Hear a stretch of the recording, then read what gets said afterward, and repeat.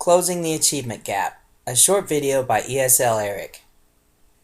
The Kentucky Department of Education defines its non-duplicated gap group as including students from African American, Hispanic, and Native American backgrounds, students with special needs, students from low-income families, and students with limited English proficiency. Of course, as teachers, we hold high expectations for all students, and we want to reach every single one. But from an accountability standpoint, let's take a look at what the numbers say about the role ESL students play in how Kentucky schools are rated. At the elementary school level, the Next Generation Learner Score, or the school's accountability score, is determined as a function of three areas: achievement, the gap group, and growth. The achievement area is the area from which we get labels such as novice, apprentice, proficient, or distinguished. The gap group area we have talked about earlier, and the growth area is calculated by a statistical program which measures how much students' scores are improving from one year to the next. Achievement accounts for 30% of a school's accountability score at the elementary school level.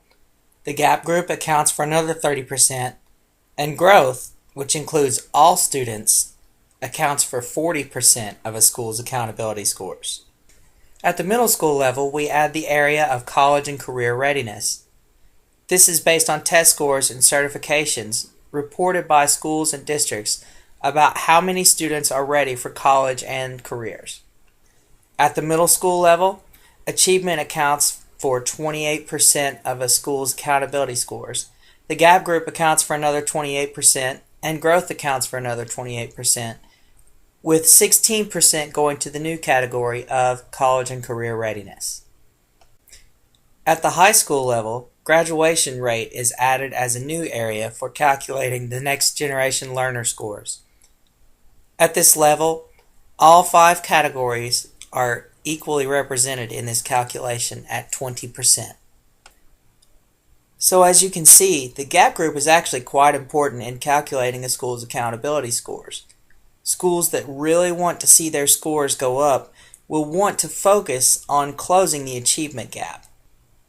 The gap group not only affects accountability in and of itself, but it will also affect growth, and in the upper levels, gap group will affect college and career readiness and the graduation rate.